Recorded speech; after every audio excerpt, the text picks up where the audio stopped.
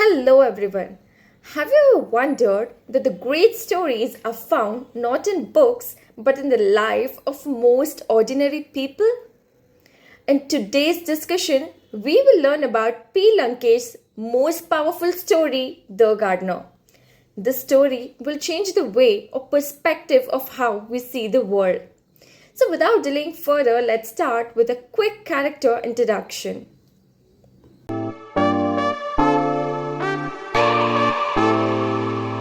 Here's our friend Tom.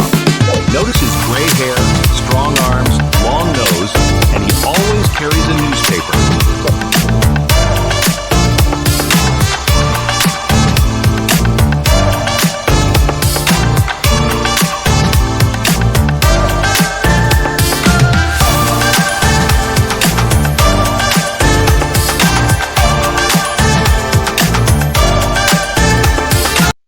This story originates from a narrator's chance to encounter the old man near Coconut Grove in Chennarayana, Patna. So, what happened is, once upon a time, there was an old man. This old man walks hundreds of miles and comes near a coconut garden in Chennarayana, Patna. He was standing near a coconut grove in Chennarayana, Patna. This man was a laborer, philosopher, overseer, all in one. He was very well versed in agriculture.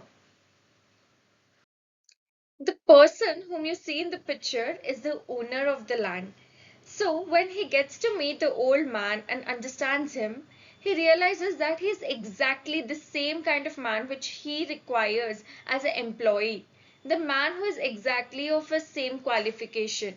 Who would not want to hire such a man who is so well versed in agriculture? So, after this, the old man is hired as an employee in this owner's land. This old man used to easily understand what problems the workers are facing. After he became an employee in the garden, the plantation expanded, income dramatically increased, and the petty thefts which were happening in the garden vanishes.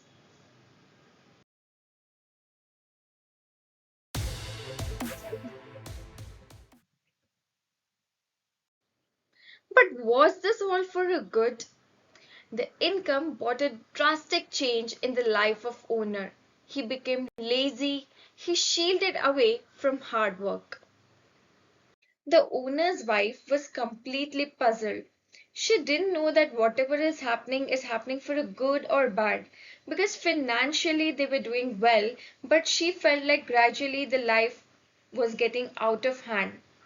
One day when she was in a fix like this, the old man who was an employee smiles and brings a coconut offering to her. They sit on the embankment of well. She had no alternative, but she had to sit and listen to what he has to say. So now let's dive in into the moment of the play. The sun was slipping into the western horizon. The rays were reaching walls of well to the foliage of coconut, mango, jackfruit tree. Just close your eyes and imagine this moment. It was after this moment that the old man narrates a story to her. Now, after this, the old man starts a story. He says that there once lived a man named Tamanna. He had everything: 10 acres of land, comfortable house, people ready to carry his orders, and a rival, Sangoji. Before he tells Sangoji, he fumbles and corrects it as Basavaya, as if he has committed a mistake by telling the name as Sangoji. The old woman was very lost. She didn't even want to listen. She was in like, why is he even telling all this to me? But she had no option but to sit and listen to him so that he doesn't feel hurt. If Tamanna bought 4 acres of land, Basavaya would do the same.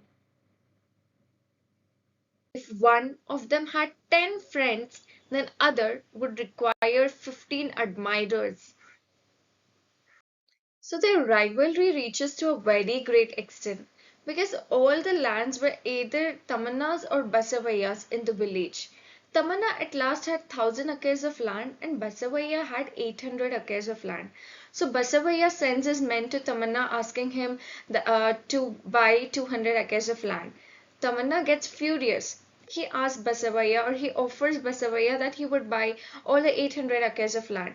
So the rivalry continues at this extent and at last Basavaya forcibly acquires 200 acres of land from Tamanna. So Tamanna's advisors advised him three ways in which he can acquire back his land. Like he could go to the court of law, he can recourse to the police, or he can also use the muzzle power against him. But Tamanna was very smart.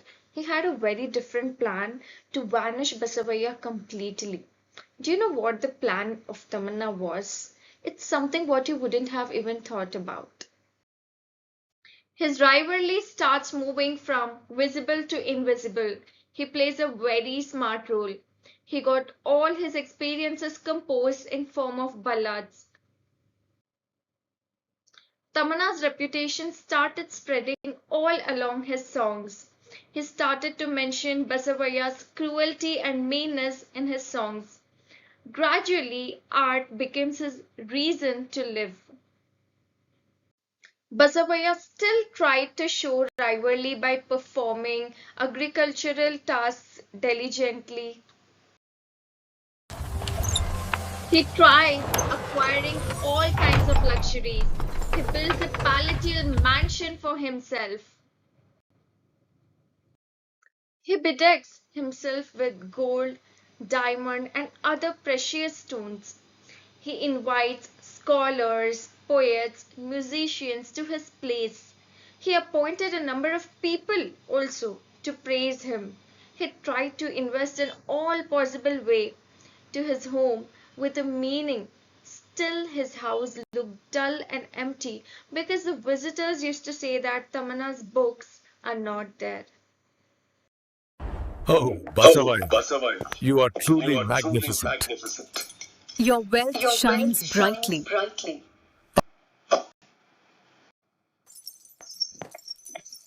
You are You are so so great. great. Truly amazing. Yes, wonderful. Yes, wonderful. So one day what happens is after all this, Tamanna becomes ill and this news obviously will make Basavaya happy only, right? Basavaya feels that this is the right time to surpass Tamanna.